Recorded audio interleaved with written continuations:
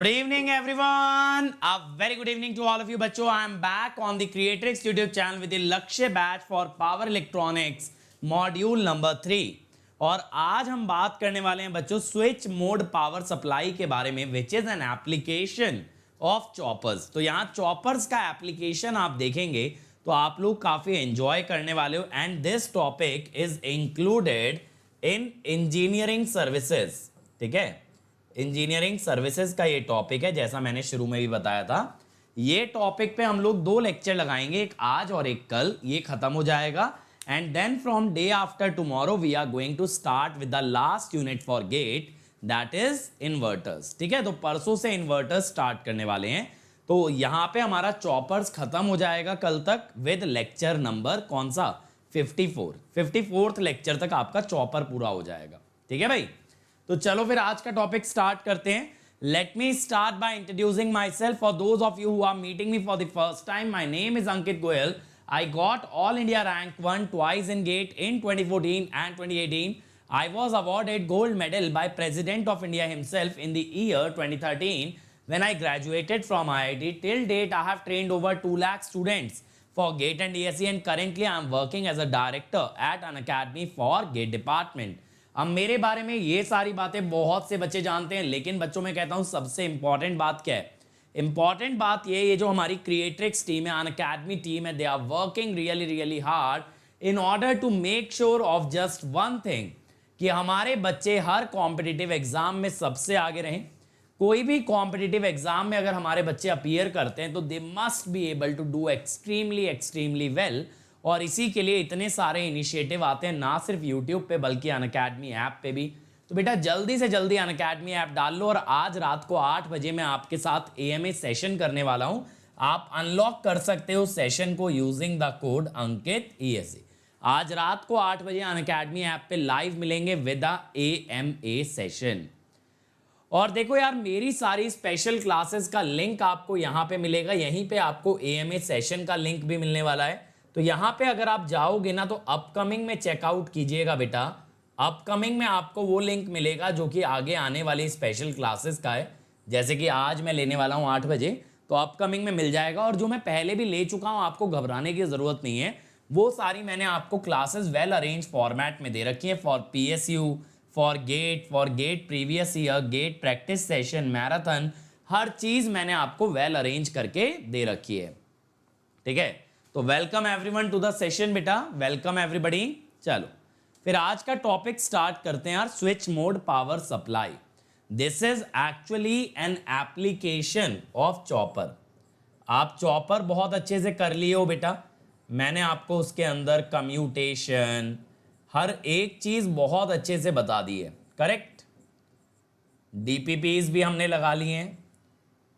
तो ये चॉपर का एप्लीकेशन है which is switch mode power supply. अब सर सबसे पहले हमें ये बताओ कि पावर सप्लाई क्या है. बेटा पावर सप्लाई का क्या मतलब है ना, जब कभी हमें कोई वोल्टेज सप्लाई देना होता है किसी डिवाइस को रन करने के लिए. जैसे मैं उम्मीद करता हूं बेटा आपने अगर इलेक्ट्रॉनिक्स की लैब की है तो आपने वहां पे देखा होगा एक वाइट कलर का बॉक्स होता है. उसके अंदर वोल्टेज लेवल मेंशन्ड होते हैं, 5 वोल्ट, 15 वोल्ट, इस तरह के वोल्टेज लेवल जो मेंशन्ड होते हैं, that is actually called as a power supply. तो पावर सप्लाई का मतलब कुछ भी नहीं है, it is nothing but a voltage source. अब वो जो पावर सप्लाई आप बनाते हो बेटा वो 2 तरह की हो सकती है, linear power supply and switch mode power supply. अब ये लीनियर पावर सप्लाई क्या बला है? लीनियर पावर सप्लाई का मतलब ये होता है बेटा डिवाइस यूज्ड इन लीनियर और एक्टिव रीजन. डिवाइस जो है ना आप लीनियर या एक्टिव रीजन में काम कराते हो, that is called as a linear power supply. बात को समझने की कोशिश करना बेटा. जैसे देखो यहां पे आपने क्या किया, सबसे पहले आपने ट्रांसफॉर्मर लिया. ट्रांसफॉर्मर के बाद आपने क्या किया बेटा, रेक्टिफाई किया. तो यहां से DC बनाया. उसके बाद DC का रिपल कम किया यूजिंग अ फिल्टर. इसके बाद क्या किया, इसके बाद आपने बनाया वोल्टेज रेगुलेटर। एक्चुअली ना आप ऐसे क्वेश्चन एनालॉग के अंदर सॉल्व करते हो। अब वोल्टेज रेगुलेटर क्या करता है, ये कीप्स वोल्टेज ऑलमोस्ट कांस्टेंट, ये वोल्टेज को ऑलमोस्ट कांस्टेंट रखता है। एग्जैक्ट तो नहीं कहूंगा बेटा, आइडियली तो एग्जैक्टली कांस्टेंट रखता है, बट प्रैक्टिकली ऑलमोस्ट कांस्टेंट रखता है। अब वोल्टेज रेगुलेटर के अंदर ये जो आपने स्विच यूज किया, ये जो आपने डिवाइस यूज की, स्विच तो नहीं बोलेंगे, आप डिवाइस बोलो ज्यादा बेटर है। ये जो आपने BJT as a device use किया, या फिर मॉसफेट भी कर सकते थे, that is actually working in the active region. किस में काम कर रहा है बेटा, एक्टिव रीजन के अंदर काम कर रहा है। तो that is called as a linear power supply. बात समझ रहे हो, ये आप एनालॉग इलेक्ट्रॉनिक्स के अंदर बेटा काफी ज्यादा पढ़ते हो। ये आप कहां पे पढ़ते हो, इन योर एनालॉग इलेक्ट्रॉनिक्स। ठीक है, ये जो लीनियर और एक्टिव रीजन है ना, ये एनालॉग के अंदर ही यूज किया जाता है। तो यहां पे यूजिंग जीनर डायोड आप बनाते हो पावर सप्लाई। ठीक है, यूजिंग बीजेटी, ओपैम्प, मॉसफेट आप बनाते हो पावर सप्लाई। तो पावर सप्लाई में बेटा ट्रांसफॉर्मर, ठीक है, रेक्टिफायर, या फिर आपका आगे वोल्टेज रेगुलेटर भी लगता है। ठीक है, तो यहां पे ना कई सारे रीजन होते हैं, या फिर ये कह लो स्टेजेस होती हैं। पहले ट्रांसफॉर्मर होता है, ये किस लिए होता है, स्टेप डाउन करने के लिए। अगर भाई मुझे 5 वोल्ट या 15 वोल्ट की सप्लाई चाहिए, तो 220 वोल्ट को पहले स्टेप डाउन तो करूंगा। Transformer is for step down. फिर एसी को डीसी बनाते हैं यूजिंग अ रेक्टिफायर, लेकिन आप जानते हो रेक्टिफायर के आउटपुट में रिपल रहता है। फिर लगाते हैं फिल्टर, फिल्टर रिपल को करता है कम, और फिर लगाते हैं वोल्टेज रेगुलेटर। अगर आप लोगों ने मुझसे एनालॉग पढ़ा है, जो मैंने यूट्यूब पे डाला हुआ है, तो उसमें भी मैंने पावर सप्लाई पढ़ाया था। जब जीनर डायोड पढ़ाया था ना, तो मैंने ये बताया था कि हायरार्की क्या होती है, किस तरह से जब आप डायोड एप्लीकेशन पढ़ते हो तो रेक्टिफायर पढ़ते हो पहले, फिर आप फिल्टर पढ़ते हो, और फिल्टर के बाद वोल्टेज रेगुलेटर पढ़ते हो। तो इस तरह की हायरार्की आप फॉलो करते हो। ये बात क्लियर हो गई। तो ये कहलाती है लीनियर पावर सप्लाई। लेकिन हम लोग इस टॉपिक में लीनियर पावर सप्लाई नहीं पढ़ रहे हैं। हम लोग क्या पढ़ने वाले हैं, हम लोग पढ़ने वाले हैं स्विच मोड पावर सप्लाई। अब सर ये स्विच मोड पावर सप्लाई क्या है बेटा, यहां पे जो आपकी डिवाइस यूज होती है, device used in switching region. Sir ये स्विचिंग रीजन कौन सा होता है बेटा, देखो जब मैंने आपको डिवाइसेस पढ़ाई थी तो मैंने बताया था 3 रीजन होते हैं, कट ऑफ, सैचुरेशन और एक्टिव। तो स्विचिंग वाला जो रीजन होता है ना, यहां पे दो रीजन होते हैं, कट ऑफ एंड सैचुरेशन। किसके लिए मैं बात कर रहा हूं, बीजेटी के लिए, और लीनियर होता है मॉसफेट के लिए। बेसिकली यहां पे डिवाइस जो है ना एज अ स्विच यूज की जाती है, rather than being used in the active reason. बात को समझ रहे हो, क्या होता है ना, देखो एक्टिव रीजन में एनालॉग के अंदर आप डिवाइसेस को यूज करते हो because you want to implement the amplifier. Amplifier के लिए आप एक्टिव रीजन में चलाते हो, लेकिन यहां पे डिवाइस को एज अ स्विच चलाते हैं। अब सर ये डायग्राम तो बड़ा कॉम्प्लिकेटेड सा लग रहा है, सर ये डायग्राम समझा दो, समझना यार। सबसे पहले आपने क्या किया, आपने लगाया रेक्टिफायर, और यहां पे ये ध्यान देना बेटा, it is uncontrolled rectifier, uncontrolled rectifier. ठीक है, अब इसके बाद आपने लगाया DC to DC converter, DC to DC converter. तो यहां पे आपको क्या मिलेंगी, pulses of high frequency. Chopper का जो आउटपुट होता है बेटा, वो परफेक्ट डीसी नहीं होता, याद है आपको। चॉपर के आउटपुट में क्या आती हैं, पल्सेस आती हैं, और हाई फ्रीक्वेंसी पल्सेस आती हैं। फिर आपने क्या लगाया भाई, इसके बाद आपने लगाया ट्रांसफॉर्मर। तो ये मत समझना चॉपर का आउटपुट परफेक्ट डीसी है कि सर डीसी पे हमने ट्रांसफॉर्मर कैसे लगा दिया, नहीं, चॉपर का आउटपुट पल्स आउटपुट है, पल्सेस आ रही हैं बहुत हाई फ्रीक्वेंसी की, तो उन पे आप ट्रांसफॉर्मर लगा सकते हो, लेकिन ये ट्रांसफॉर्मर होगा हाई फ्रीक्वेंसी ट्रांसफॉर्मर, जिस कारण से इसका साइज भी कम हो जाएगा। ठीक है, तो हम क्या बोल रहे हैं, high frequency pulse transformer is used at output of chopper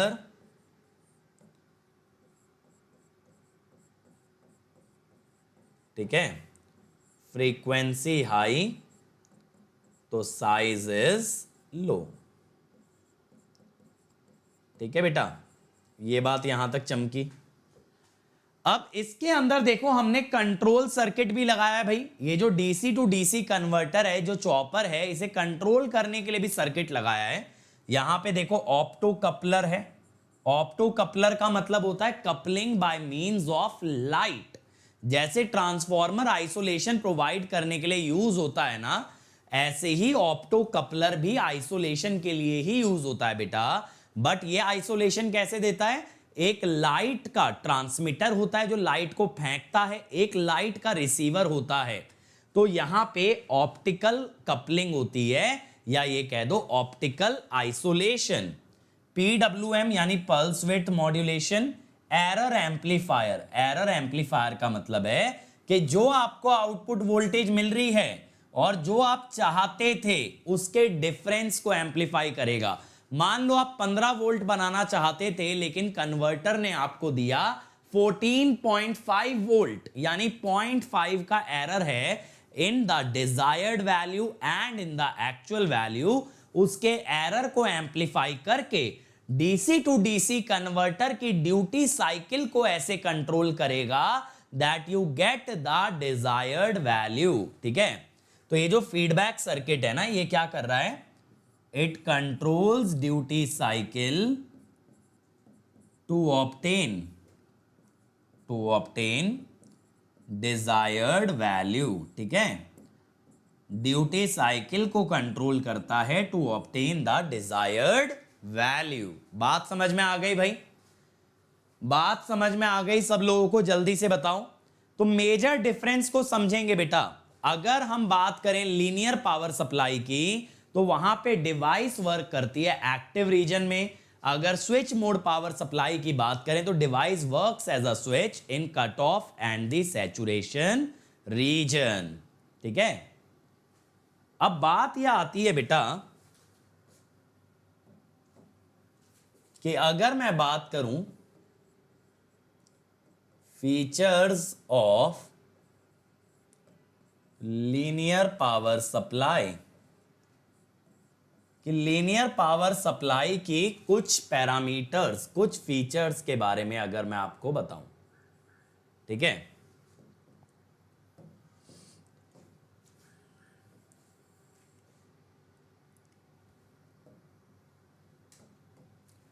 अब भाई अगर लीनियर पावर सप्लाई के बारे में हम बात करें तो इसकी एफिशिएंसी होती है बेटा सिर्फ 30% से 50%। कितनी होती है, सिर्फ 30% से 50%। ठीक है,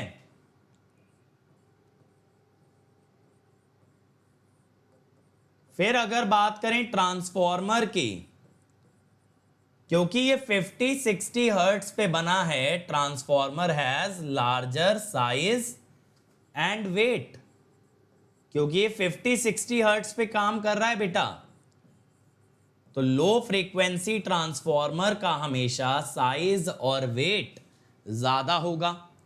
इसके अलावा बेटा क्या होगा, यहां पे लॉसेस ज्यादा होंगे,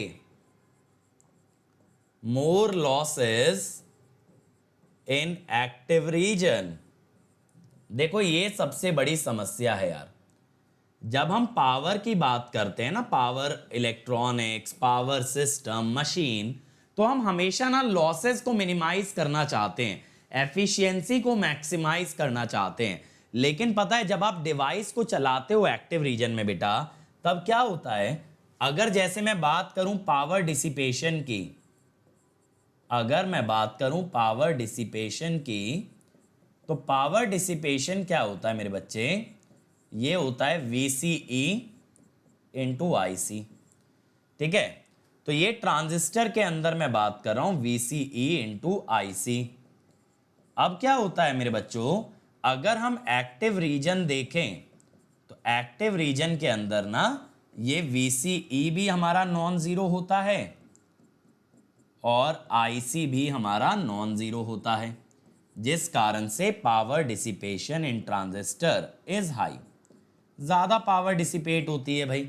अब ज्यादा पावर डिसिपेट होगी तो ऑब्वियसली आपका लॉस ज्यादा आएगा, एफिशिएंसी आपकी कम आएगी।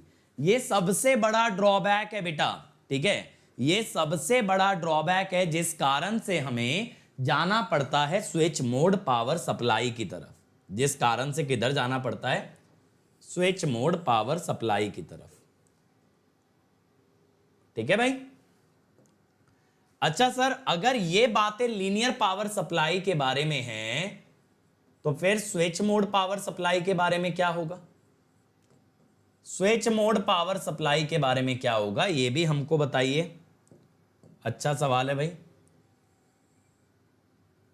कि भाई हम लोग कंपैरिजन तो तब करें ना जब हमें SMPS के लिए सिमिलर पैरामीटर्स पता हो। ठीक है, जब हमें SMPS के लिए सिमिलर पैरामीटर्स पता हो तब हम इस बारे में बात करें। तो बेटा यहां पे एफिशिएंसी होती है 70% से 90% तक, 70 to 90%। ठीक है, क्या होती है, 70 to 90%। फिर यहां पे transformer operates at high frequency, operates at high frequency, इसीलिए लोअर साइज एंड वेट। और बेटा ये मैंने शुरू में ही बता दिया था, गेट में नहीं है ये टॉपिक, आज और कल की क्लास इंजीनियरिंग सर्विसेज के लिए है। ठीक है, ये मैंने इस लेक्चर के शुरू में ही बताया था। और इसके अलावा बेटा लेस लॉसेस, यहां पे लॉसेस कम होते हैं as a switch, as a switch losses हमारे कम हो जाते हैं। क्योंकि देखो क्या होता है, अगर हम बात करें बेटा कट ऑफ में, कट ऑफ में IC होता है अप्रोक्सीमेटली 0, जिस कारण से ट्रांजिस्टर की पावर इज अप्रोक्सीमेटली 0। और अगर सैचुरेशन की बात करें तो वहां पे VCE बहुत छोटा हो जाता है, तब भी ट्रांजिस्टर की पावर इज अप्रोक्सीमेटली 0। बात समझ रहे हो? तो कट ऑफ हो या सैचुरेशन हो, एक जगह वोल्टेज कम होती है, एक जगह करंट कम होता है, जिस कारण से पावर लॉस दोनों ही रीजन में कम होता है। लेकिन जब एक्टिव रीजन में बात करते हैं ना बेटा, तब एक्टिव रीजन के अंदर VCE और IC दोनों की वैल्यू नॉन जीरो होती है, दोनों की वैल्यू हाई होती है, जिस कारण से पावर डिसिपेशन हाई होता है। बताओ मुझे समझ आया कि नहीं आया?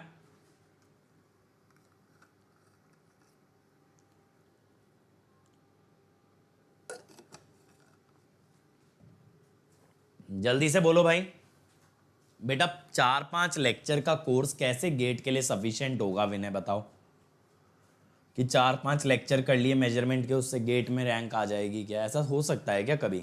जो सब्जेक्ट 40 से 50 घंटे का है वो 4-5 घंटे में मैं रिवाइज तो करा सकता हूँ, पढ़ा थोड़ी सकता हूँ।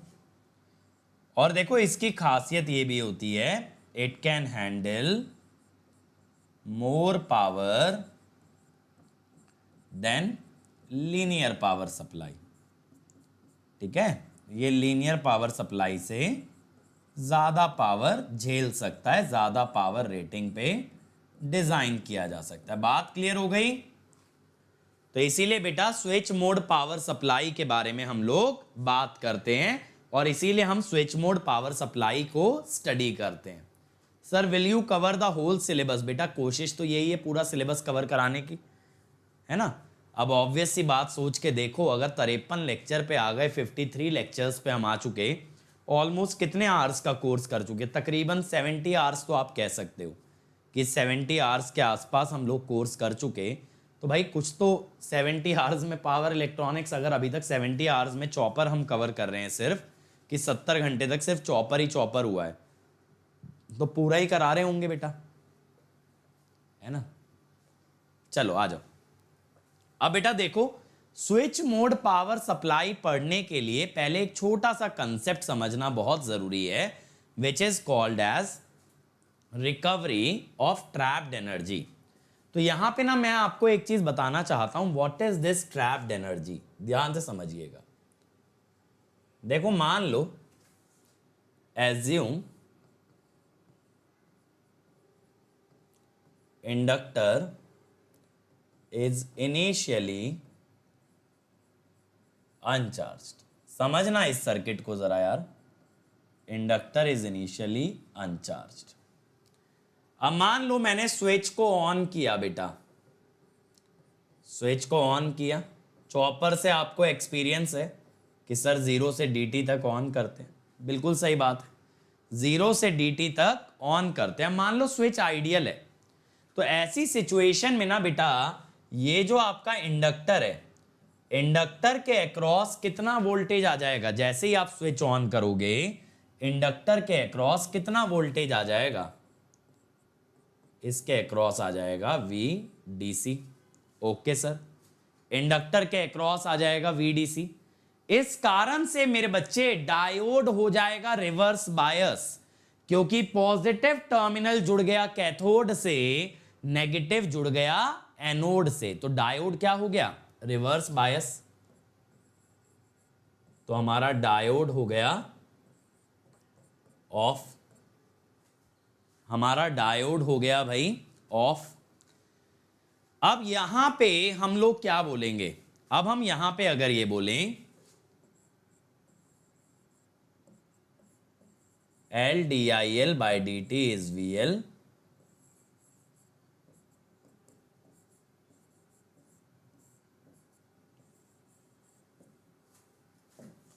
तो यहां पे 0 पे 0, मैं कहता हूं dt पे कितना होगा, IL बोल दो, तो IL कितना हो गया, VDC/L इंटू dt।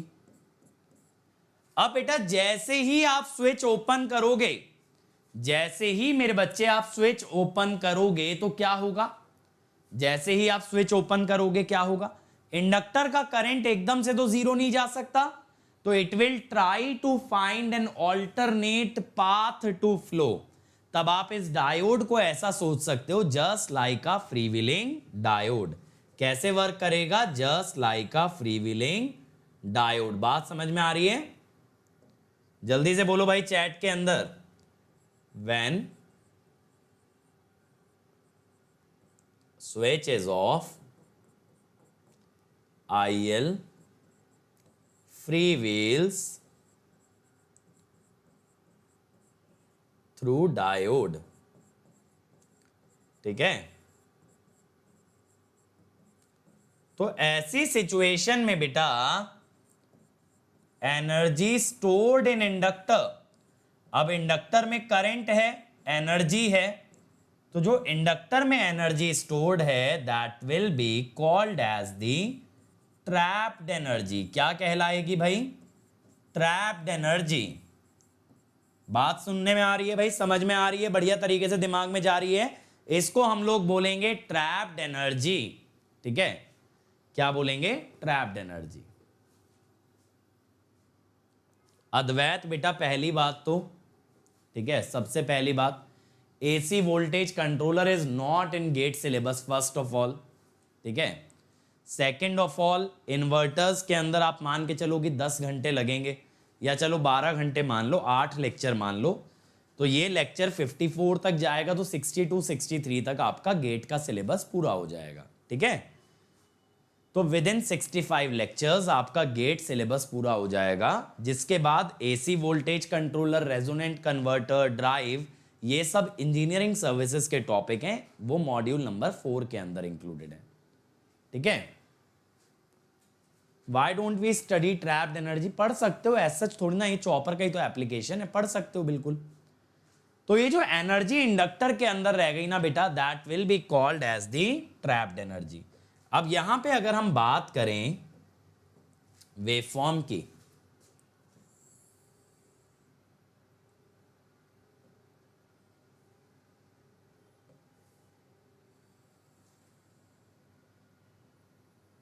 ठीक है, अगर ध्यान से सोचो भाई शिवा, क्या होता है कि चॉपर्स के अंदर भी ना इंडक्टर एक हाफ साइकिल में dt तक एनर्जी लेता है और dt से t तक एनर्जी देता है।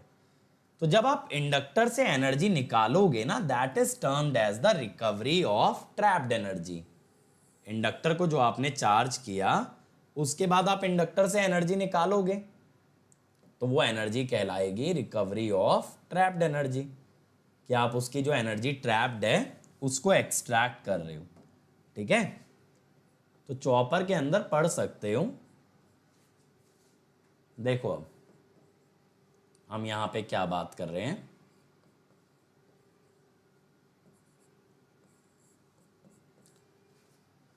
अब देखिएगा बच्चों कि यहां पे क्या होने वाला है। देखो, सबसे पहले इंडक्टर ने लीनियरली चार्ज होना स्टार्ट कर दिया। जब आपने स्विच ऑफ कर दिया ना, तब इसका करंट कांस्टेंट हो गया, इसी वैल्यू पे करंट फ्री व्हील करने लगा भाई। अब अगर स्विच की बात करें बच्चों, अगर स्विच की बात करें तो स्विच तो बस 0 से dt तक ही चला था ना, तो इंडक्टर करंट का जो dt वाला पोर्शन है वो स्विच के अंदर रिफ्लेक्ट होगा, वो स्विच के अंदर रिफ्लेक्ट होगा। और अगर हम बात करें डायोड की, तो डायोड में क्या होगा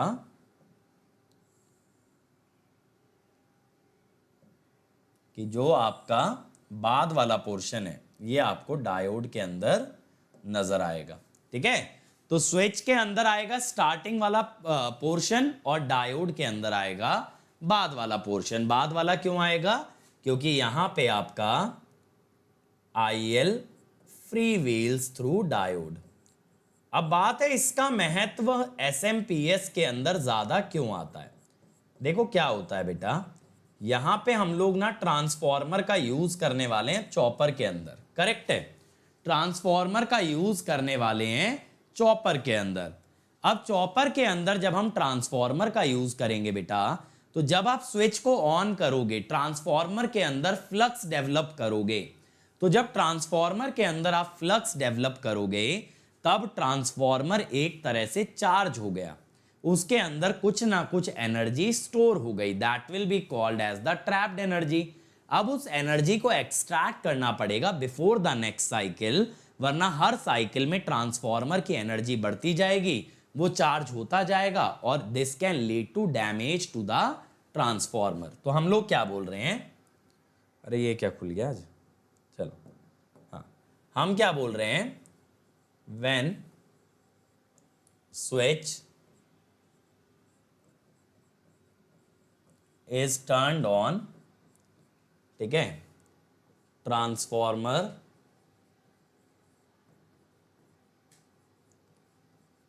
stores certain energy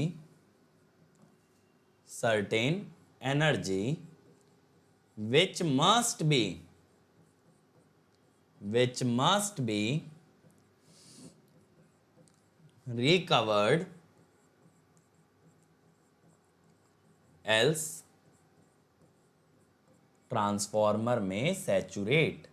अगर बेटा उसका करंट, उसका फ्लक्स बार बार बढ़ता जाएगा तो ट्रांसफॉर्मर सैचुरेट हो जाएगा। यानी अगर आपने 0 से dt में स्विच को ऑन करके उसके अंदर फ्लक्स डेवलप किया है या उसे मैग्नेटाइज किया है, तो उसे डीमैग्नेटाइज करना भी जरूरी है। ठीक है, उसको डीमैग्नेटाइज करना भी बेटा जरूरी है। बात क्लियर हो रही है, ठीक है, बात क्लियर हो रही है भाई, जल्दी से मुझे बताओ कि अगर ट्रांसफॉर्मर को आपने स्विच ऑन करके करंट फ्लो करा के मैग्नेटाइज कराया है तो उसको डीमैग्नेटाइज करना भी जरूरी है, and that is called as the recovery of trapped energy. तो हम लोग क्या कहते हैं, जब स्विच ऑन करेंगे तो ट्रांसफॉर्मर मैग्नेटाइज होगा और when switch is turned of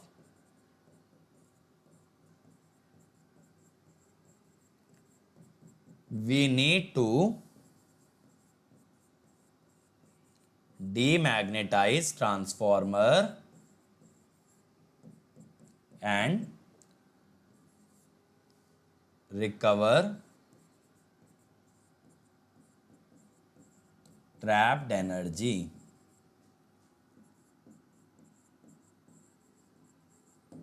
ठीक है भाई, ट्रैप्ड एनर्जी रिकवर करेंगे।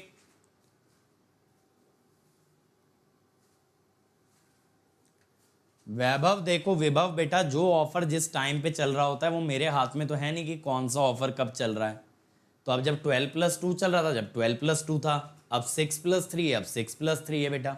अब इस चीज़ को मैं कैसे कर सकता हूँ कि पुराना कोई ऑफर वापस ले आऊँ, ये सब मेरे हाथ में थोड़ी होते हैं। ये जो ऑफर्स होते हैं ना, ये ओवरऑल अनअकैडमी की मैनेजमेंट डिसाइड करती है कि इस समय पे बच्चे के लिए बेनिफिशियल ऑफर क्या है। इसीलिए कहते हैं बेटा, जब कोई ऑफर मिल रहा है तो ले लो, फिर बाद में पछताने से क्या फायदा। चल ठीक है भाई, वेव फॉर्म मैंने आपको बता दी। अब जरा एक क्वेश्चन देखें भाई, switch mode power supply are preferred over continuous type because they are, बताओ भाई, स्विच मोड पावर सप्लाई को कॉन्टिन्यूअस पावर सप्लाई के ऊपर प्रेफरेंस क्यों दी जाती है?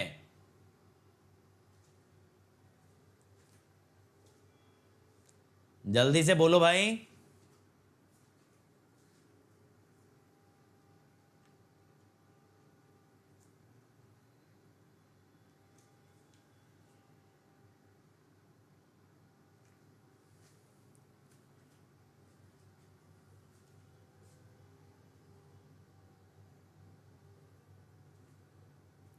बताओ मेरे बच्चों, क्या आएगा इसका आंसर?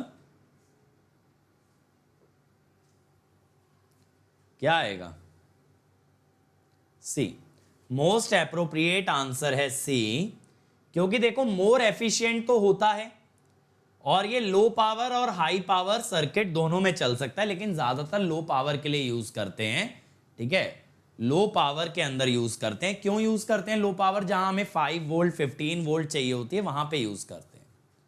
विनीत बेटा, अगर आपका कोई भी doubt and you are not an Unacademy subscriber, तो आप मेरे टेलीग्राम ग्रुप पे बाकी बच्चों के साथ डिस्कस कर सकते हो। ठीक है, बाकी मुझसे डायरेक्टली जो डाउट पूछ सकते हैं, that facility is only for plus subscriber. हाँ, जेईई एग्जाम के लिए पढ़ लो, इस टाइप के क्वेश्चन तो आ ही सकते हैं भाई, छोटे छोटे क्वेश्चन आ सकते हैं, न्यूमेरिकल तो मुश्किल है। हाँ भाई, what is the advantage of SMPS over linear power supply? जल्दी से बताइए। बहुत इजी है बच्चों, एसएमपीएस के क्या एडवांटेजेस हैं ओवर लीनियर पावर सप्लाई?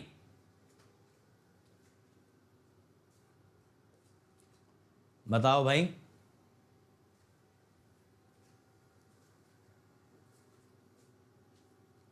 और दूसरी बात है बच्चों, देखो कुछ एडवांटेजेस ऑब्वियसली होंगे यार पेड यूजर्स के पास। ऑब्वियसली वो लोग 30,000 40,000 पे कर रहे हैं, फ्री ऑफ कॉस्ट हम आपका सिलेबस पूरा कवर करा रहे हैं, रिवीजन भी कराएंगे। हो सकता है कुछ एक टेस्ट सीरीज भी फ्री ऑफ कॉस्ट रिलीज हो, ऐसा भी होगा। तो तैयारी तो तरीके से कराई जाएगी, लेकिन अब जैसे डाउट सॉल्विंग, ऑडियो पे बात करना बच्चे का टीचर के साथ, ठीक है, इसके अलावा नोट्स का मिलना, क्वेश्चन बैंक का मिलना, कुछ चीज़ें ऑब्वियसली प्लस पे ज़्यादा होंगी यूट्यूब से। तो यूट्यूब बेटा इसलिए नहीं है कि प्लस वाली फैसिलिटी या फिर पेड यूज़र वाली फैसिलिटी फ्री में दी जाए। यूट्यूब इसलिए है कि जिनके पास कोई सहारा नहीं है, उन्हें एटलीस्ट इस काबिल बना दिया जाए कि वो लोग अगर मेहनत करें खुद से तो वो लोग रैंक निकाल दें। यूट्यूब का मतलब ये है। अब आप सोचो कि यार पेड कोर्स के जैसा हमें तो फ्री कोर्स मिल जाए, तो वो एक्सपेक्टेशन भी अनफेयर है और वो सोचना भी मतलब एक तरह से तो यार गलत ही है, सोचा जाए तो, है ना। यहाँ पे हम लोग पेड और फ्री कोर्स का कंपटीशन थोड़ी कर रहे हैं, लेकिन हम लोग ये चाहते हैं जिन बच्चों के पास कोई रिसोर्स नहीं होते, जो किताबों में माथा मारते रहते हैं, कहाँ से पढ़ें, कितना पढ़ें, और इस कॉन्फिडेंस के, इतने लो कॉन्फिडेंस के साथ रहते हैं यार मेरा तो कुछ हो नहीं सकता, उन्हें एक उम्मीद दे रहे हैं, उन्हें एक होप दे रहे हैं कि बेटा अगर आप भी मेहनत करो ना तो आप भी कुछ भी कर सकते हो। तो that is the main objective. The main objective is not to compete with the paid courses, not to provide as much as the paid course, लेकिन हाँ जो भी चीज़ पढ़ाएंगे वो फुल डिटेल में पढ़ाएंगे, उसमें कहीं से कहीं तक भी कमी नहीं रखेंगे। ऐसा बिल्कुल नहीं होगा कि नॉलेज में हमारा फ्री यूज़र पेड यूज़र से कम होगा, ऐसा तो नहीं होगा। ठीक है, चल हाँ भाई, device operate in linear active region, गलत बात, स्विच मोड में स्विचिंग रीजन में ऑपरेट करती हैं, तो this is correct. Power losses are less, ये भी सही है, तो answer is A, second and third. ठीक है, सेकंड एंड थर्ड आएगा, फर्स्ट स्टेटमेंट गलत है। बात क्लियर हो गई भाई? चलो next, Which one of the following is a main advantage of SMPS over linear power supply? Main advantage बताओ भाई, इनमें से कौन सी ऐसी मेन एडवांटेज आपको लगती है स्विच मोड पावर सप्लाई की ओवर लीनियर पावर सप्लाई? क्या लगता है?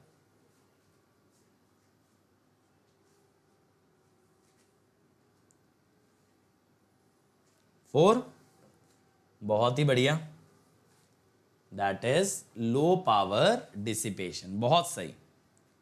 अगला देखो भाई, the size of SMPS transformer operating over large input voltage range will compare with similar rated transformer operating over narrower input voltage range in the following manner. ये कह रहा है साइज ऑफ SMPS ट्रांसफॉर्मर, जो SMPS का transformer होता है वो जो कि लार्जर वोल्टेज रेंज पे ऑपरेट कर रहा है, और एक सिमिलर रेटिंग का ट्रांसफॉर्मर जो कि नैरो वोल्टेज रेंज पे ऑपरेट कर रहा है, तो साइज कैसे कंपेयर करोगे? बताओ भाई, how you are going to compare the size? जल्दी से बोलो भाई।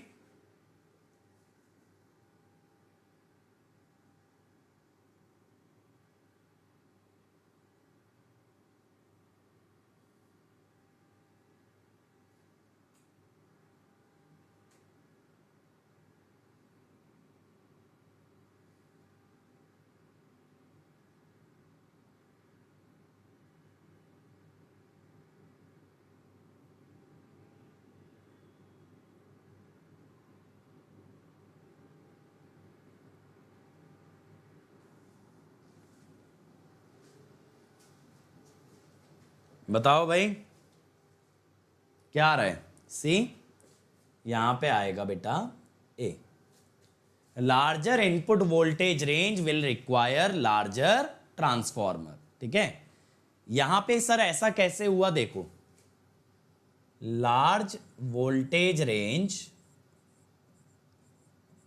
देखो दोनों ही SMPS में यूज हो रहे हैं।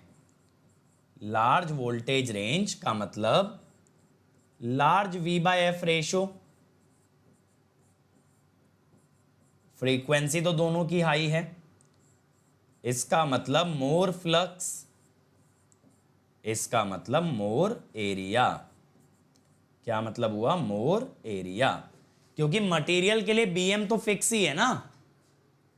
चलो, तो आंसर विल बी ए। अगला बोलो भाई, SMPS has high efficiency and lightweight. SMPS has high efficiency and lightweight. Statement 2 कह रहा है an SMPS uses a DC to DC switching converter. Switch that high frequency. बताइए, बोलो भाई।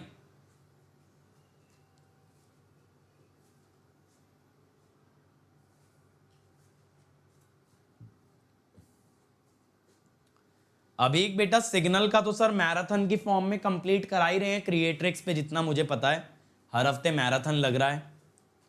और मैथ्स में क्या रह गया है? आंसर इज ए, परफेक्ट, क्योंकि डीसी टू डीसी कन्वर्टर की स्विचिंग फ्रीक्वेंसी हाई होती है, इस कारण से इसका साइज और वेट कम होता है। अब हम चलते हैं भाई पहले कन्वर्टर पे, SMPS के पहले कन्वर्टर पे मैं चल रहा हूं, that is called as your flyback converter. Flyback converter, अब देखो ये फ्लाईबैक कन्वर्टर का डिजाइन है बेटा, जैसा अभी आपने ट्रैप्ड एनर्जी रिकवरी में देखा था ना, कुछ वैसा ही डिजाइन है। अब यहां पे क्या होता है, मेरी बात को ध्यान से समझिएगा। देखो फ्लाईबैक कन्वर्टर में क्या होता है कि 0 से dt तक आपका स्विच ऑन होता है। 0 से dt में बेटा मेरा स्विच ऑन होता है, जिस कारण से प्राइमरी पे वोल्टेज आ जाती है Vs। और कैसे आ जाएगी वोल्टेज, ये प्लस ये माइनस। इस कारण से सेकेंडरी की डॉट पे भी आएगी प्लस, सेकेंडरी की डॉट पे भी क्या आने वाली है, प्लस। तो अब हम क्या कहते हैं, primary inductor starts getting charged. ठीक है, जैसे अभी मैंने आपको ट्रैप्ड एनर्जी में दिखाया था ना, प्राइमरी का इंडक्टर चार्ज होने लगेगा बेटा, तो यहां Vs से करंट चलेगा नीचे की तरफ, Vs से आपका करंट आएगा नीचे की तरफ, यानी current is entering the dot on the primary, यानी कि यहां पे current enters dot on primary. ठीक है भाई, अच्छा सर। अब बेटा ट्रांसफॉर्मर का प्रिंसिपल ये कहता है कि current should leave dot on secondary, correct. Transformer का प्रिंसिपल यही कहता है, अगर प्राइमरी की डॉट में करंट एंटर करे तो सेकेंडरी की डॉट में करंट लीव करना चाहिए। करेक्ट बात है, सेकेंडरी की डॉट में करंट लीव करना चाहिए। तो बेटा यहां पे आपका करंट फ्लो करने की कोशिश करेगा कुछ इस प्रकार से, डॉट से लीव करने की कोशिश करेगा। लेकिन भाई ये डायोड को मंजूर नहीं होगा, ये बात डायोड को मंजूर नहीं होगा। बात समझ में आ रही है, डायोड इस उल्टे करंट को अलाउ नहीं कर सकता। Diode does not allow anti clockwise secondary current, anti clockwise secondary current. ये बात समझ में आई। तो इसका मतलब क्या हुआ बेटा, जो ट्रांसफॉर्मर के अंदर बेसिक वर्किंग प्रिंसिपल था कि प्राइमरी के फ्लक्स को सेकेंडरी अपोज करता है, वो तो नहीं हो पाएगा, ये करंट तो नहीं फ्लो हो सकता, यानी प्राइमरी के फ्लक्स को सेकेंडरी अपोज नहीं कर सकता। ठीक है, so primary flux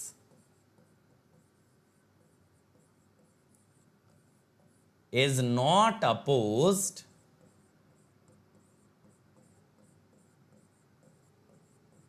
by secondary and primary flux increases। जैसे जैसे इंडक्टर चार्ज होगा बेटा, प्राइमरी फ्लक्स इंक्रीज करेगा। करेक्ट, तो प्राइमरी फ्लक्स इंक्रीज करेगा भाई। अब लेकिन मेरे बच्चों dt टाइम पे जाते ही आप स्विच को ओपन कर दोगे। ठीक है, dt टाइम पे जाते ही आप स्विच को ओपन कर दोगे तो आप एकदम से प्राइमरी के फ्लक्स को जीरो करने की कोशिश कर रहे हो। समझ रहे हो, आप जैसे ही स्विच ओपन करते हो प्राइमरी का करंट गिर जाता है, जिससे ट्रांसफॉर्मर का फ्लक्स कोलैप्स करने की कोशिश करेगा। लेकिन भाई ट्रांसफॉर्मर तो ट्रांसफॉर्मर है, ट्रांसफॉर्मर के अंदर होता है मैग्नेटिक इनर्शिया, तो वो फ्लक्स को एकदम से कोलैप्स नहीं होने देगा। ठीक है भाई, फ्लक्स को वो एकदम से कोलैप्स नहीं होने देगा, वो बल्कि क्या करेगा कि सेकेंडरी में करंट फ्लो कराएगा, जिससे कि वो ट्रांसफॉर्मर के फ्लक्स को सपोर्ट कर पाए। ठीक है, तो देखो यहां पे क्या हुआ बेटा, सबसे पहले अगर हम बात करें 0 से dt की, तो यहां पे हमारा स्विच ऑन था, जिस कारण से प्राइमरी के अक्रॉस वोल्टेज आया VDC, सेकेंडरी पे गया होगा कितना, ये N1:N2 अगर ले लो, सेकेंडरी पे गया होगा N2/N1 VDC, ठीक है। तो यहां पे I2 is 0, diode does not allow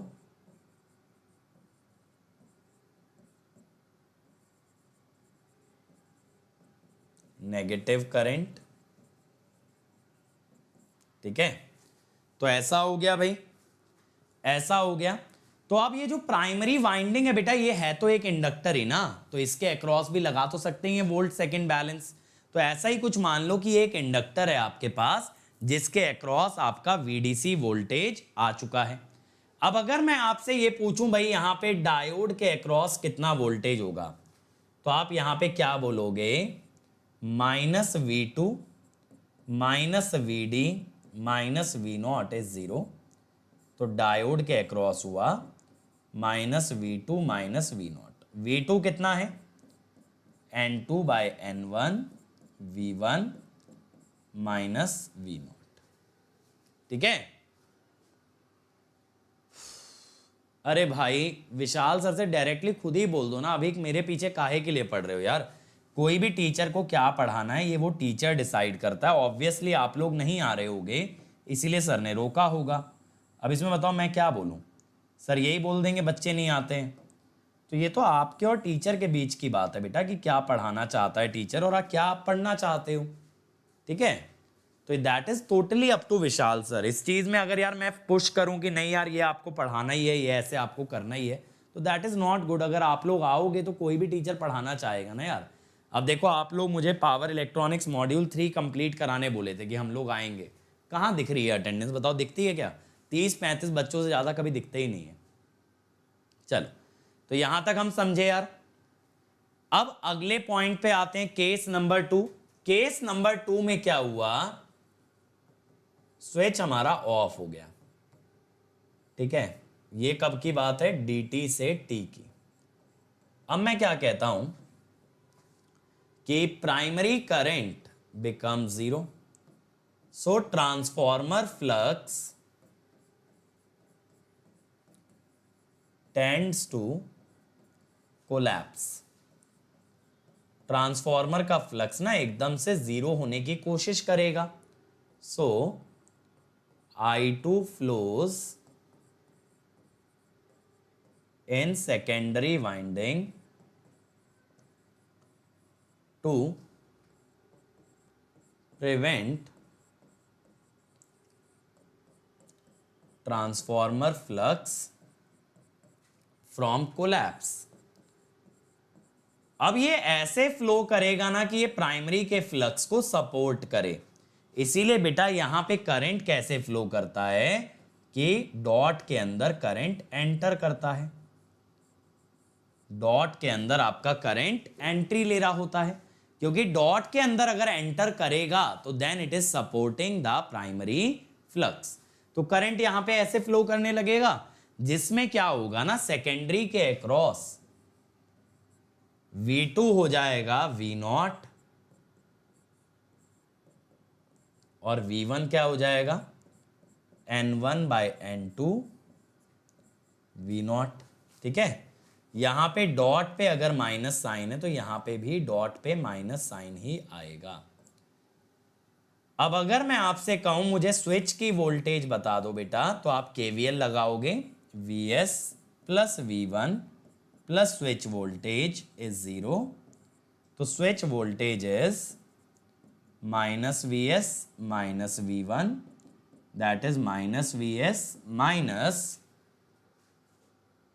एक second, Vs plus V1 minus VSW होगा,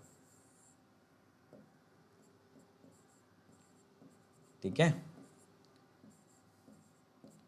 तो ये आया Vs प्लस N1/N2 V0, ठीक है। तो ये आ गया आपके पास स्विच का वोल्टेज भाई, ये क्या आ गया आपके पास, स्विच का वोल्टेज। अब यहां अगर मेरे बच्चों वेवफॉर्म की बात करें, बट वेवफॉर्म से पहले ना एक काम करते हैं, यहां पे एवरेज आउटपुट वोल्टेज निकाल लेते हैं। हम क्या कहते हैं,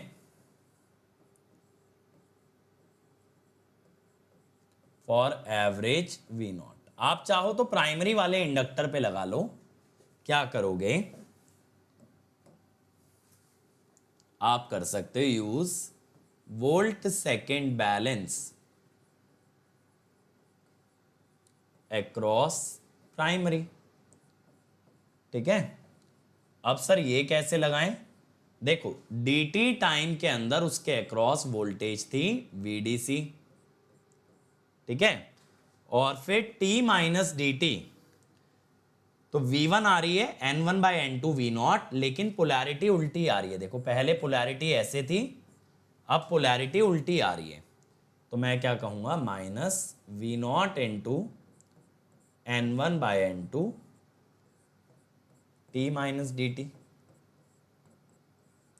तो अब अगर आप यहां V0 निकालें बेटा, तो ये बनेगा d by 1 minus D VDC into N1 by N2। ठीक है, d by 1 minus D VDC N1 by N2।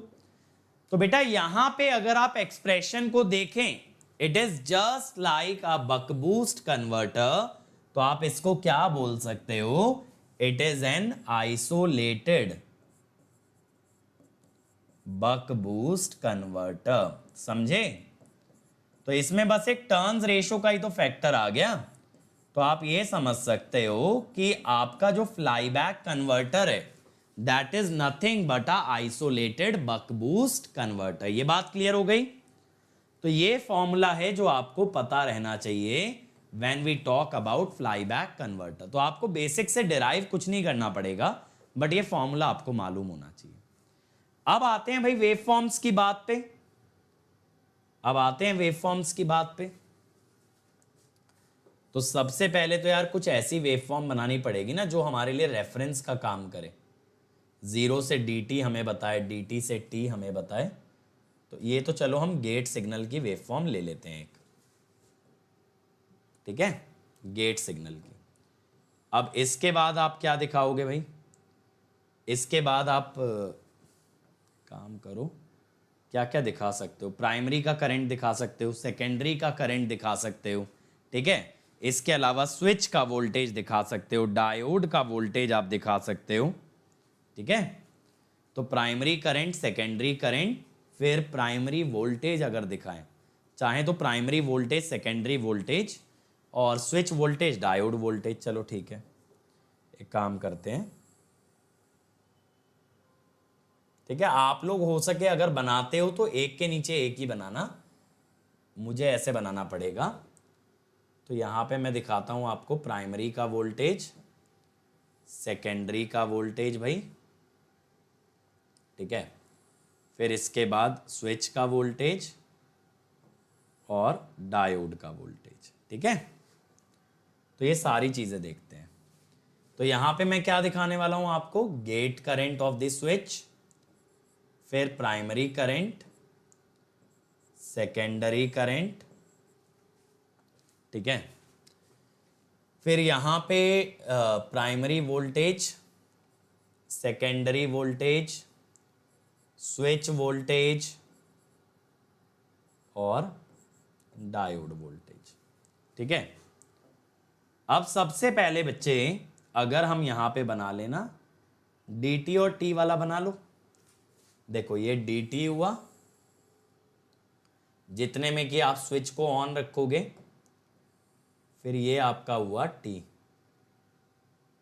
ठीक है, फिर dt कर लो,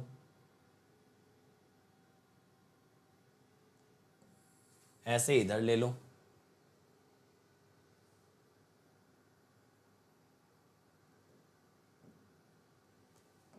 इधर थोड़ा लंबा बनाना पड़ेगा। ये हो गया dt, फिर इसके बाद आ गया आपका t, फिर आ गया t प्लस dt, ठीक है। चल अब सबसे पहले हम लोग क्या कर रहे हैं भाई, सबसे पहले ना हम लोग यहाँ पे गेट पल्स लगा रहे हैं। तो देखो गेट पल्स हमने लगाई भाई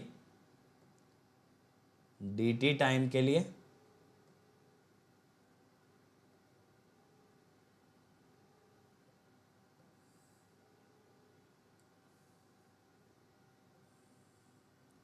फिर t टाइम तक कर दिया बंद। यहाँ पे ना फुली कंट्रोल्ड स्विच आपको यूज करना है बेटा।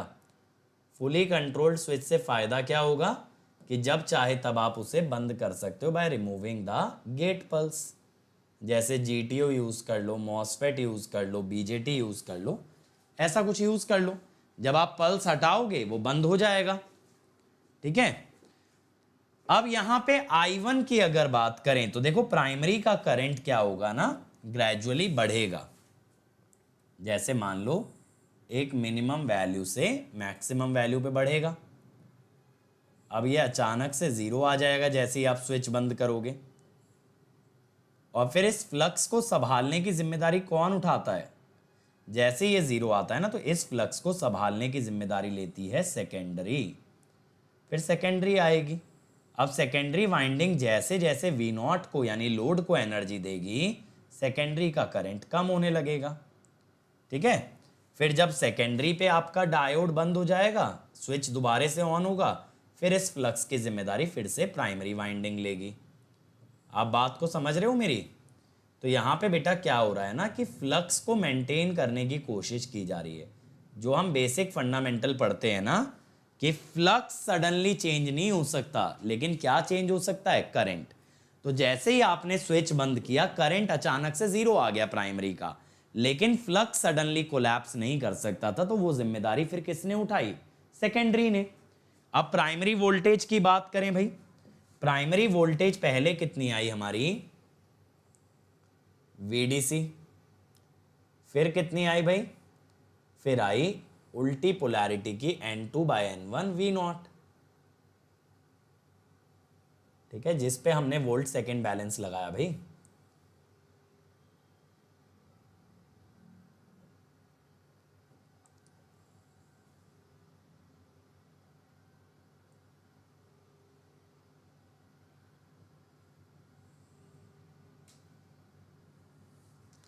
तो यहां पे आई थी हमारे पास VDC और यहां पे N2/N1 V0। सेकेंडरी पे अगर बात करें, sorry N1/N2 not N2/N1। Secondary पे अगर बात करें, जब आपने प्राइमरी पे VDC लगाया था तो सेकेंडरी पे गई थी N2/N1 VDC। और फिर जब आपने डायोड को ऑन किया तो V0 I with reverse polarity. ठीक है, V0 के कारण उसकी पोलैरिटी पलट चुकी थी।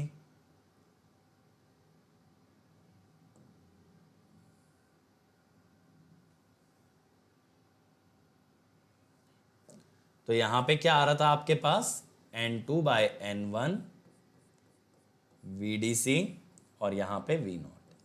अब स्विच की अगर बात करें भाई, स्विच जब ऑन होता है तब उसका वोल्टेज 0 होता है, करेक्ट? स्विच जब हमारा ऑन होता है तब उसका वोल्टेज 0 आता है। और जब स्विच ऑफ होता है बेटा, तब हमने उसका वोल्टेज डिराइव किया था अभी, कितना आया था? VDC plus N1/N2 V0।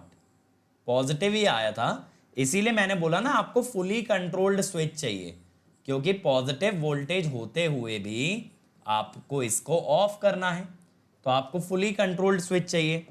Diode की बात करें, जब डायोड ऑफ था तब बेटा उसका वोल्टेज नेगेटिव आ रहा था। मैंने निकलवाया भी अभी आपको N2/N1 VDC plus V0 minus में। ठीक है, ऑन होगा तो वोल्टेज 0 होगा, ऑफ होगा तो वोल्टेज नेगेटिव होगा। तो डायोड तो एक ऐसी डिवाइस है ना, वो ऑफ ही तब होगा जब वो रिवर्स बायस होगा, फॉरवर्ड बायस में थोड़ी ना ऑफ हो सकता है। तो यहाँ पे इसका वोल्टेज आया था V0 प्लस N2/N1 VDC। ये ठीक है, तो डायोड ऑफ था जब स्विच ऑन था, और जब स्विच ऑफ हुआ तो डायोड ऑन हो गया। ठीक है, बेटा बार का एग्जाम अब 12 तारीख को आ लिया, ठीक है लावण्या। आज क्या दिन है? आज 7 तारीख है मेरे ख्याल से, 8 तारीख है, बल्कि 8 तारीख है, 4 दिन बाद एग्जाम है। क्या करोगे जेबी गुप्ता या वीके मेहता का? चलो भाई इस पे क्वेश्चन देखें जरा। A flyback converter operates in discontinuous mode with fixed on duration of the switch in each switching cycle. Assume input voltage and resistive load at the output remain constant. How the output voltage will change with change in switching frequency? बताइए भाई, frequency बदलने के साथ output voltage कैसे बदलेगी अगर ये discontinuous conduction mode में ऑपरेट कर रहा है? इसका duty cycle on duration fix है। बताओ, फॉर्मूले से डिराइव करो बेटा जल्दी से।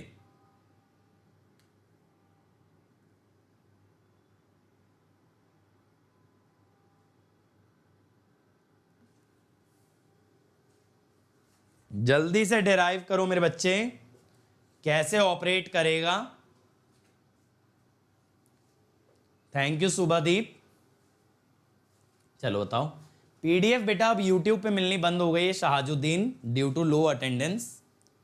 यूट्यूब पे बच्चे सीरियस नहीं ले रहे हैं, तो अब हम बच्चों को भी सीरियस नहीं ले रहे हैं। चलो अब आपको जो है ना नोट्स खुद से बनाने पड़ेंगे, आपको ये सब पीडीएफ प्रोवाइडेड नहीं रहेगा। कम ऑन एवरीबॉडी, फटाफट बताओ भाई। फिक्स्ड ऑन ड्यूरेशन आपका फ्रीक्वेंसी के साथ कैसे चेंज होगा आउटपुट वोल्टेज? फ्रीक्वेंसी के साथ कैसे आउटपुट वोल्टेज बदलेगा? देखो V0 क्या है? अगर डिसकंटिन्यूअस कंडक्शन मोड में भी लोगे ना, D की जगह D बाय बीटा आ जाएगा, इससे ज्यादा तो कुछ नहीं होगा। अब D क्या है? D है T ऑन बाय T या फिर T ऑन इंटू F, ठीक है। अगर आप डिसकंटिन्यूअस कंडक्शन मोड भी लेते हो बेटा,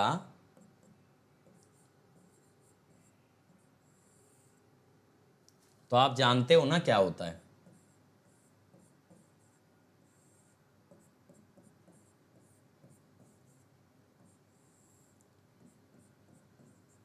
ये होता है। अब इसने बोला है ऑन टाइम आपको फिक्स लेना है, फ्रीक्वेंसी वेरिएबल होनी चाहिए।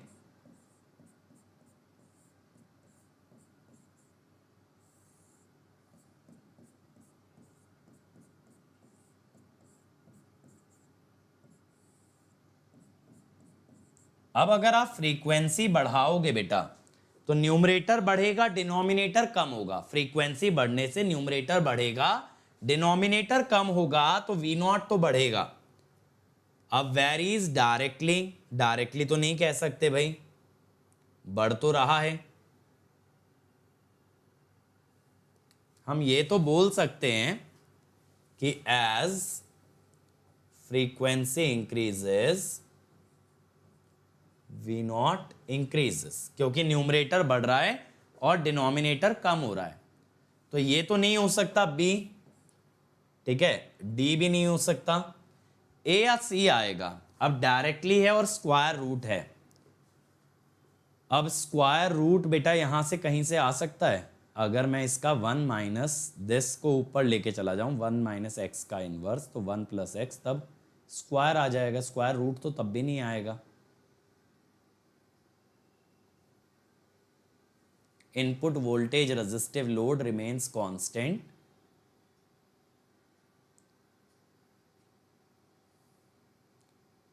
मेरे हिसाब से तो इसका मोस्ट एप्रोप्रिएट ए ही निकलेगा, सी तो नहीं हो सकता। मोस्ट एप्रोप्रिएट तो ए आना चाहिए, ठीक है, क्योंकि सी में स्क्वायर रूट कैसे लेके आओगे? यहां पे स्क्वायर रूट लाने का तो कोई तरीका ही नहीं है। अगर सिर्फ इतना भी रखते तो भी रूट नहीं आ पाता। स्क्वायर भले ही आ जाए, रूट तो नहीं आएगा। चलो आगे बढ़ते हैं। The average output voltage of flyback converter is 24 volt, ठीक है, is 24 volt at a resistive load of 0.8 ohm. Duty ratio is 50%, switching frequency 1 kilohertz. On state drop of thyristor and diode is given, turn ratio is given, efficiency of converter पूछ रहा है। हाँ तो discontinuous में लिया तो मैंने beta भाई, व्हाइट फॉक्स, डिसकंटीन्यूअस में मैंने बीटा ले तो रखा है। अगर ये देखोगे मैंने डी बाय बीटा तो किया है, और क्या डिफरेंस है डिसकंटीन्यूअस में। बाकी अगर कोई डायरेक्ट मेथड से करना चाहो, 0 से dt तक चार्जिंग है, dt से बीटा t तक डिस्चार्जिंग है। अब ये कह रहा है ऑन टाइम फिक्स है, फ्रीक्वेंसी बदल रही है।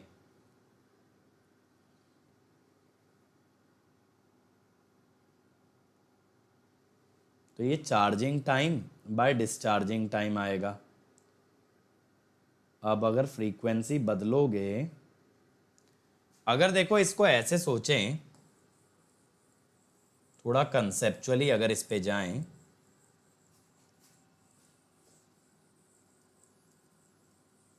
तो हम लोग क्या कहेंगे ना कि V1 is equal to VS for 0 up to T on, जो कि फिक्स है, और V1 is minus N1 by N2 V0 for T on up to कोई बीटा T टाइम। ठीक है, अब अगर यहां पे हम लगाते हैं वोल्ट सेकेंड बैलेंस,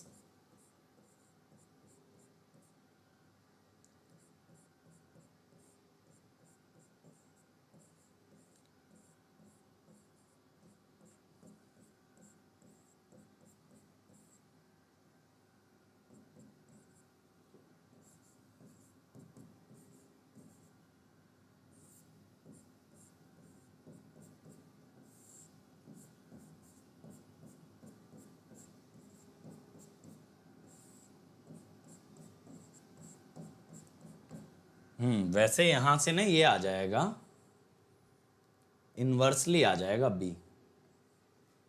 ठीक है, इनवर्सली आ गया, नहीं बट फ्रीक्वेंसी है ना, सॉरी फ्रीक्वेंसी पूछा, ये तो टाइम के इनवर्सली प्रोपोर्शनल आ रहा है। अब यहां पे क्या कर सकते हो, टी ऑन तो कांस्टेंट है, अब बीटा बाय एफ आप इसे लिखोगे, तो as frequency increases time period reduces, तो वी नॉट तो बढ़ेगा। अब इनवर्सली और इंडिपेंडेंट तो है नहीं, अब स्क्वायर रूट का फैक्टर कहां से आएगा,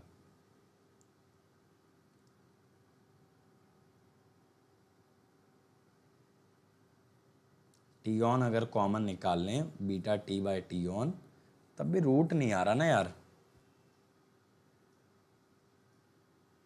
तो वही है, ए ही निकल के आ रहा है यार, मतलब जो मोस्ट अप्रोप्रिएट लग रहा है, रूट तो फिर भी नहीं आ रहा। ठीक है, डिसकंटीन्यूअस कंडक्शन में यही तो करोगे, टी ऑन से बीटा टी।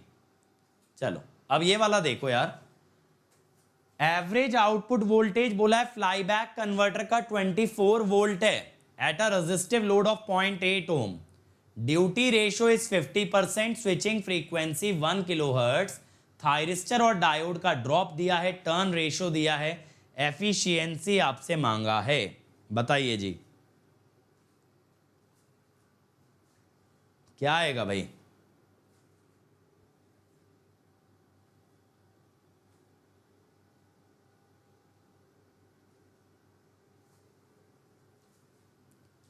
देखो सबसे पहली चीज ना बेटा जो आपको यहां पे करनी चाहिए, that should be to find out the supply voltage.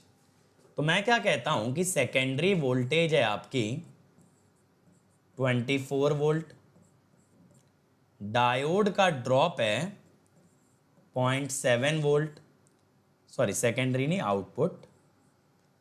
तो अगर मैं आपसे पूछूं कि आपका सेकेंडरी पे कितना वोल्टेज आएगा, आप बोलोगे 24.7। अब अगर मैं आपसे ये पूछूं इस लॉजिक से प्राइमरी पे कितना वोल्टेज आएगा, तो आप बोलोगे N1 by N2 into we secondary. अब N2 बाय N1 0.25 दे रखा है, तो N1 बाय N2 4 हो गया, तो ये आ गया 98.8। अब अगर मैं आपसे पूछूं भाई सोर्स का वोल्टेज कितना होगा, तो आप बोलोगे सोर्स पे प्राइमरी वाइंडिंग होती है और स्विच होता है, तो ये हो गया 100 वोल्ट। देखो कैसे, मैं आपको दिखाता हूं। देखो आपने सेकेंडरी वोल्टेज निकाला कैसे, लोड प्लस डायोड, सेकेंडरी से आप आए प्राइमरी पे, primary plus switch is equal to source, primary plus switch is equal to source. तो सोर्स की वैल्यू आ गई 100। अब एफिशिएंसी के लिए बेटा हमें क्या चाहिए, output by output plus loss. अब हमें क्वेश्चन में ये पता है ना कि आउटपुट पे वोल्टेज है 24 वोल्ट और लोड है 0.8, तो अगर मैं I0 निकालूं तो दैट इज 30 एम्पियर। तो अगर P0 की बात की जाए 24 इंटू 30, 720 वॉट, 720 वॉट, ठीक है। तो ये आ गया आपके पास क्या, आउटपुट पावर आ गया भाई, आउटपुट पावर आ गया। अब हमें यहां पे क्या चाहिए, हमें यहां पे चाहिए इनपुट पावर। अब सर इनपुट पावर कैसे आएगा, देखो 100 इंटू I1 प्लस माइनस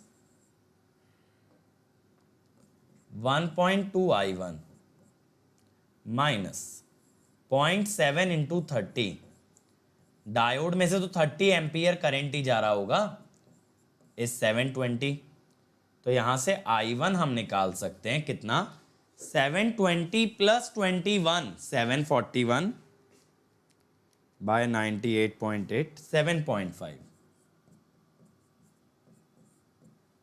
तो एफिशिएंसी इज 720 हुआ आउटपुट, इनपुट हुआ 100 इंटू 7.5, 750, तो it will come out to be 96%। ये समझ आया मैंने क्या लगाया, एनर्जी कंजर्वेशन लगाया बेटा। स्विच जो है ना प्राइमरी के साथ है, स्विच आपका प्राइमरी के साथ है, तो जो करंट प्राइमरी में जा रहा होगा वही स्विच का करंट होगा, इसीलिए स्विच का लॉस आ रहा है 1.2 इंटू I1, ठीक है। और अगर मैं डायोड की बात करूं, डायोड आउटपुट के साथ है, तो जो करंट आउटपुट का है वही डायोड का है, दैट इज 30 एम्पियर। तो इस तरह से एनर्जी कंजर्वेशन लगाया। अगला देखें भाई, आप flyback converter has primary to secondary, ठीक है, primary to secondary turns ratio of 15:1, the input voltage remains constant at 200 and output voltage is maintained at 18 volt. What should be snubber capacitor voltage under steady state? 15:1 का ratio है, input voltage है आपकी 200 volt, output voltage constant at 18, snubber capacitor voltage under steady state.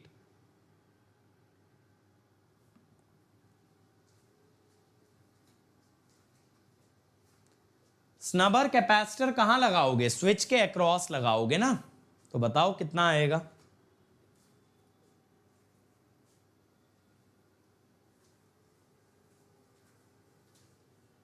Be more than 200 बस less than 270। अच्छा जी, चलो देखते हैं। स्नबर capacitor हमारा लगेगा स्विच के अक्रॉस,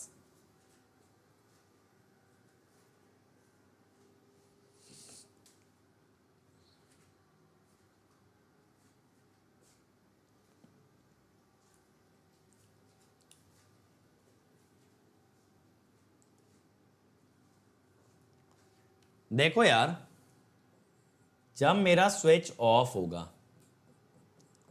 स्विच के अक्रॉस ही तो लगाते हैं स्नबर कैपेसिटर। कैसे, याद आ रहा है कुछ कैसे लगता था?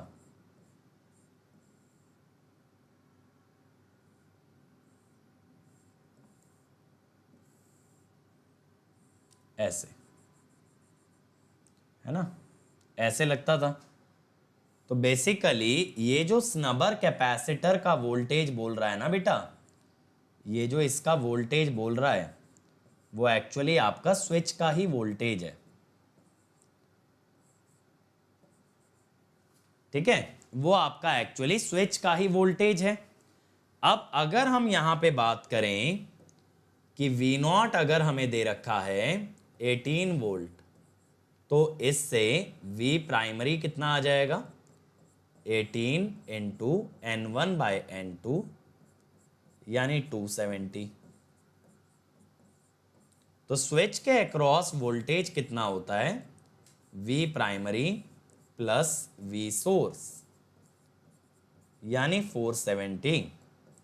वही स्नबर कैपेसिटर का वोल्टेज होगा, तो answer will be more than 270। ठीक है, तो answer will be more than 270 बेटा। जो स्विच का वोल्टेज है, देखो जब स्विच ऑन है तब तो वोल्टेज 0 रहेगा कैपेसिटर के अक्रॉस भी, जब स्विच ऑन है। तो ये बात कर रहा है स्विच ऑफ की। अगर आप देखो स्विच ऑफ था तब कितना वोल्टेज आया था, VDC plus N1/N2 into V0, तो it will be more than 270।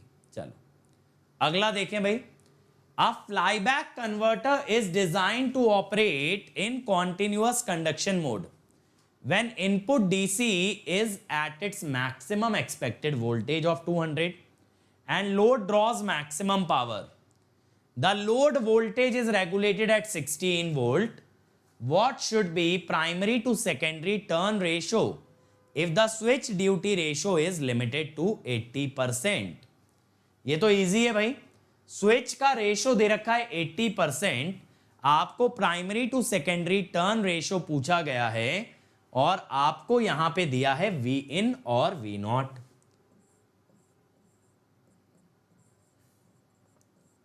तो आप कैसे निकालोगे,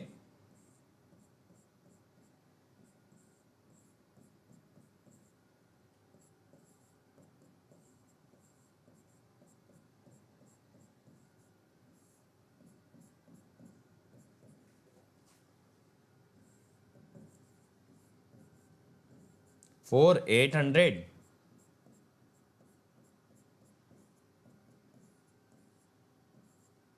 ये आ गया ना, ये आया 4 800, 800/16 इक्वल टू एक्चुअली 50। तो आंसर क्या आ गया, डी। इजी है, सिंपल फॉर्मूला बेस्ड क्वेश्चन है। चलो भाई last, the assembly of flyback and forward type transformer में डिफर। फॉरवर्ड में आपको एक्चुअली कल पढ़ाऊंगा।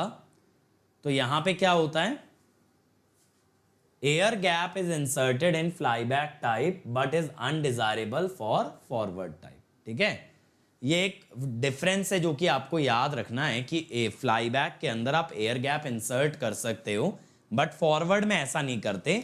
फॉरवर्ड में ना हम एक और वाइंडिंग यूज करते हैं, that is the tertiary winding, वो लेकिन कल पढ़ेंगे। ठीक है, तो दैट्स ऑल फॉर टुडे बेटा। और आज ही से बेटा मेरा पावर सिस्टम का कोर्स स्टार्ट हुआ है प्लस पे।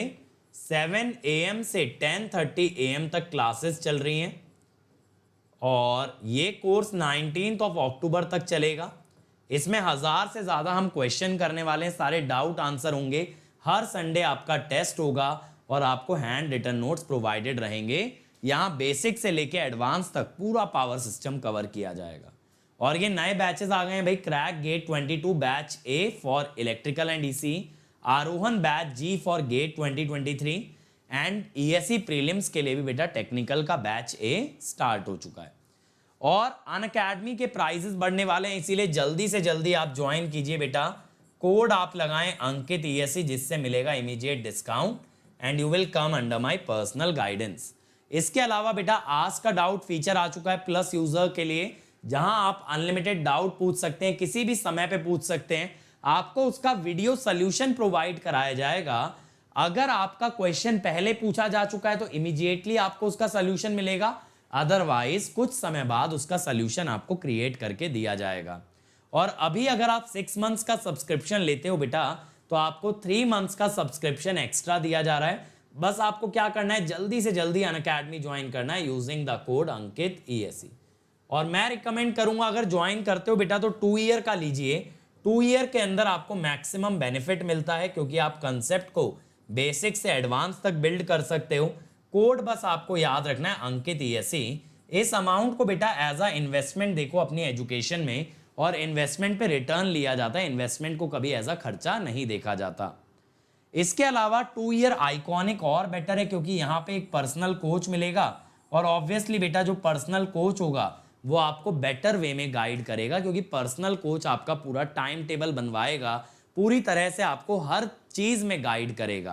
कोड आपका यहाँ पे भी सेम रहने वाला है भाई, अंकित ESE, जिससे आपको इमीडिएट मिलेगा 10% discount and you will come under my personal guidance. और दूसरी बात ये ना कि ये अमाउंट आप EMI में पे कर सकते हो या फिर इस अमाउंट को आप लोग चाहो तो एजुकेशन लोन पे भी पे कर सकते हो फ्रॉम अनअकैडमी। ये मेरी अनअकैडमी प्रोफाइल है बेटा, इसको फॉलो कर लेंगे, यहाँ पे मुझे मैसेज भेज सकते हो आप लोग। And this is my Telegram channel in order to stay connected to me. यहाँ पे हम कराते हैं डेली क्विजेज, नोट्स प्रोवाइड करते हैं और नोटिफिकेशन भी देते हैं, ठीक है। So thank you everyone, like share subscribe जरूर कर देना और बेटा बेल आइकन दबा देना ताकि नोटिफिकेशन आता रहे। फिर मिलेंगे हम लोग अगले सेशन में कल और डिस्कस करेंगे SMPS को आगे, ठीक है। टिल देन बच्चों ऐसे ही मचाते रहो, फोड़ते रहो, लेट्स क्रैक इट।